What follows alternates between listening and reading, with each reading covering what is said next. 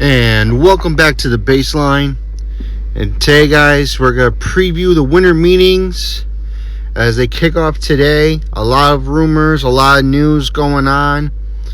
So let's get started. To kick things off, yesterday, the baseball era community ballot, whatever you want to call it, did an inductee. They got one person out of the 8 people, I believe, where the ballot consists of a lot of worthy players, veterans, writers. And the person that was Jeff Kent. Just Jeff Kent. Nothing wrong with that. Nothing at all. But, he has one of the great second basemen all time. Was a great defender, great fielder for the teams like the Giants, the Mets, Houston, the Dodgers. Has the most home runs by a second baseman with 377, 290 batting average, 2,461 career hits. Jeff Kent got inducted. I think he should have been in. It's been long overdue. But I understand there's also speculations of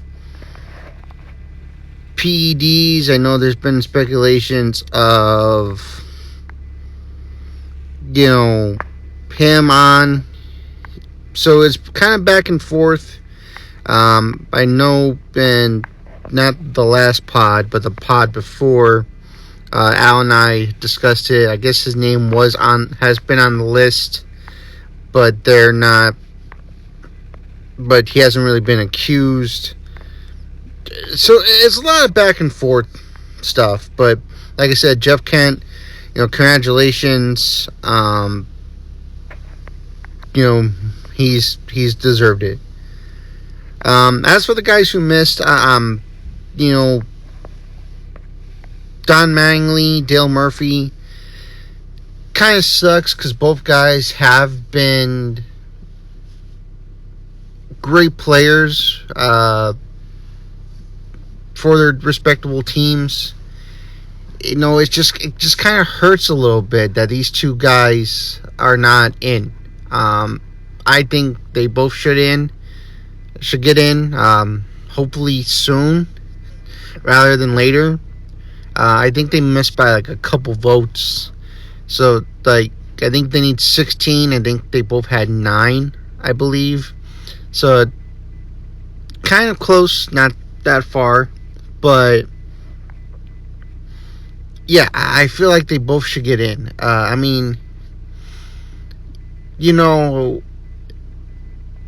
know we went over this, like Dustin Pedroia, and he got hurt, but Don Mattingly, I think, was one of the great players around his generation, and Dale Murphy had phenomenal back-to-back MVPs when he won them, and they do really well, and it kind of does suck that both of these guys are still waiting to get into the Hall of Fame. I've made my opinions, when I talked about, Dave Parker and, how I felt about that. It hurts. It does hurt that you to see these guys who deserve it not get it. Another big story that everyone's talking about is Bonds and Clemens. Me personally, I don't think they should get in. But they got less than 5% of the vote. So that means they're not eligible again for another 5 or 6 years, I think it is, 2032, when this same group of people meet again. That's when they'll be eligible again, which is crazy to think about. But look, I understand the back and forth. Oh, they were good before they took steroids, and they were this and they were that. I get it. I do, trust me. But to put your name in history while you're taking it, that's where I don't like it. Like, yes, I understand, and there's no pinpoint on when they did it, so we don't know. But I mean, to me, none of them deserve it. When we did our top 10s, really didn't have them on my list or a honorable mention. It just, I don't know, I have strong feelings with it. I know I said in the past that, like, I've respected guys like McGwire, but because they've admitted to it and they're not jerks about it.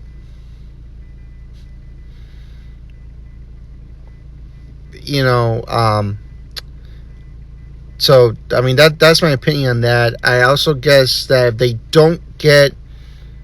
get the same amount of votes they got yesterday in the next couple of years, then they're no longer going to be on a ballot at all. I mean, I think it's going to be tough because there are still former players out there who don't like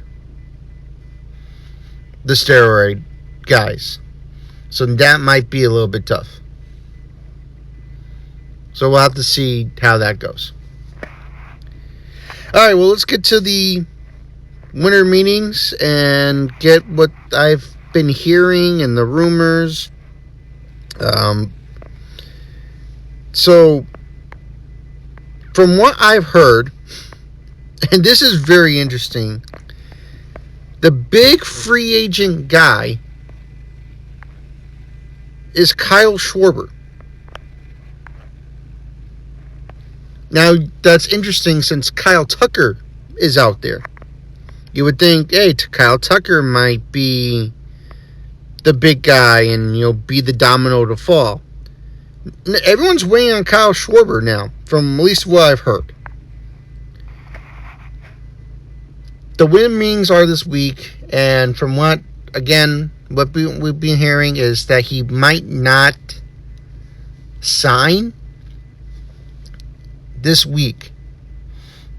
There's a lot of teams interested in him, from obviously Philly, the Red Sox, the Reds, and I have even heard about the New York Mets, which that's a very interesting team. But if you lose Pete Alonso, I can see them going for Schwarber. You need a bat behind Juan Soto. You need to protect him. Philly, I understand he's been great with Philadelphia. He's put up great numbers. Even last year, he helped them out when Harper was down. And the Reds, I could see them more as a veteran leadership. Try to get this big at bat and get these guys, some veteran help. Like, hey, this is a guy we could go to if you're down. Because I heard that's what he did in Philadelphia. He tried to be a veteran leader. I mean, he's a big... Listen, you have a guy that's going to hit, 180 or 220, but hit me 50 bombs. Yeah, why wouldn't you want that? And he's just approved for the years to come, and he's a great player. Like I said, I think if we had to pick the major three free agents, him, Bellinger, and Tucker, I think that's the order. Schwarber signs first, then Bellinger, then Kyle Tucker. Because there's not that many news on Kyle Tucker. There's also news on Bellinger where people were saying that the Yankees are the likely landing spot, but you also have the Mets involved. And you have the Philadelphia Phillies involved because, if they lose Schwarber. So there's a lot of pieces and a lot of teams are in the same guys. And that's what makes it a little bit difficult, is that you have these contending teams or division teams even that want to go after the same guy but be better. Like, Bellinger could fit for anybody. I'll just say that right now. You'll have Cody Bellinger. Philly, give Harper a day off. Like, if Philly loses Kyle Schwarber, you can have Bellinger and then have Harper DH. I know Harper's injuries are kind of a problem, but have him DH. Bellinger could play first. Have him play anywhere, center, left, right, wherever you need him to play, that Bellinger will play. And that's what makes him a reliable asset for any team. The same thing could be said for the Mets. I think that's why the Mets are being interested in him. I don't think they want Vientos to be at first base. I think they want him at third. I mean, he's been good at third the last couple of years. He can't really hit, but he's great defensively, a la Marcus Semien when they made that trade.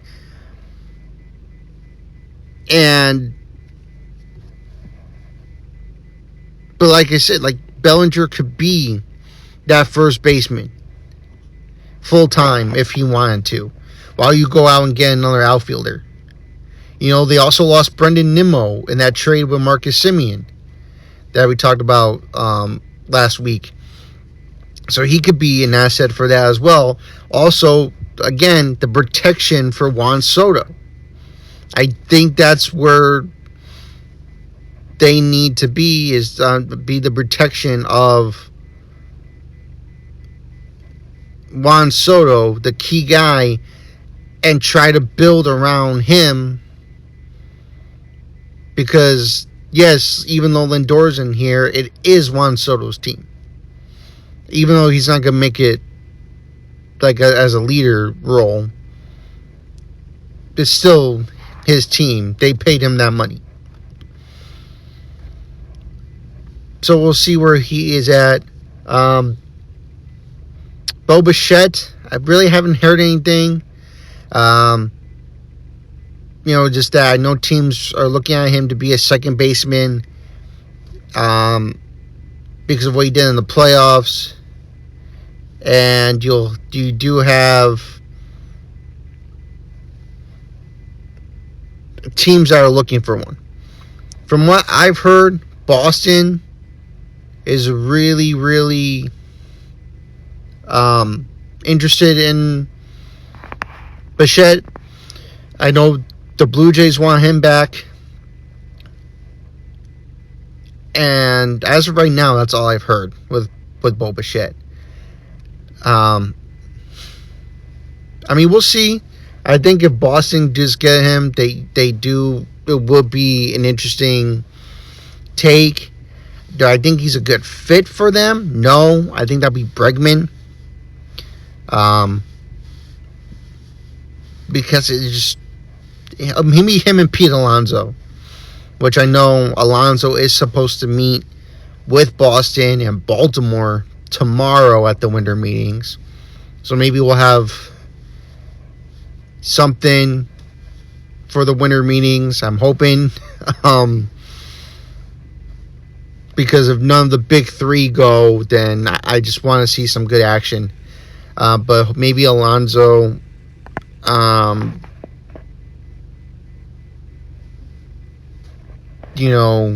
comes in and signs. Don't really, they. I don't know where the Mets head are with that. I mean, I said it before, I'll say it again. You had this whole thing for Alonso, and now when he became the all-time home run leader with the Mets, and now you look like you're going to have him walk away. I know the focus isn't pitching. I know they're really high on Framber Valdez. I think they're willing to give him like a 6-year deal, last I heard. But I also know Valdez is talking to Baltimore. Again, another shocking team. And the Giants. I know Buster Posey's not afraid to spend money. Baltimore, I'm going to have to see if they actually do. I know they made a couple moves this year. And, I mean, hey, if you get Framber Valdez, keep adding on to that. Because I think they're in the same situation where in 3 years they're probably going to lose Gunnar Henderson.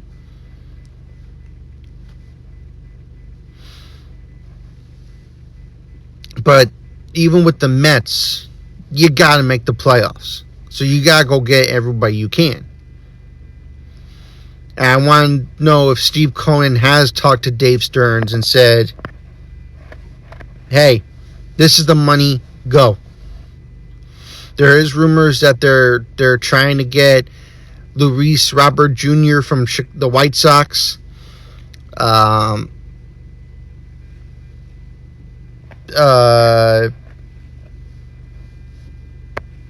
They have Alonso, but they're not willing to give him that big deal. So it's very interesting where the Mets are. Bregman, like I said, the Red Sox are interested, but so are the Cubs and the Tigers. Both teams I can see, but I think they also need to focus on pitching. I know the Tigers is I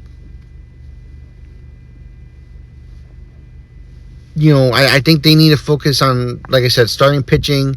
There's rumors now that they might actually trade Schoolball, which would be insane. Best pitcher in all of baseball. So I'm thinking like you got. I know they're a mid-market team, but they gotta start acting like a big market team. You made it in the playoffs in 2 years in a row, and same questions and same problems you had in 2024 you had in 2025. That can't keep happening. You need to get something done. And if you lose Schoolball, you might as well just say, hey, we're in a rebuild right now. But, I mean, Bregman, I kind of see it because it'll be like with the Red Sox, young team, young core, could be that veteran leadership. And, well, the Cubs probably just because they really haven't been great at third base the last couple of years. My opinion, I think he'll go back to Boston. I think he likes it there. They want him there. So just keep it. That's all you got to do.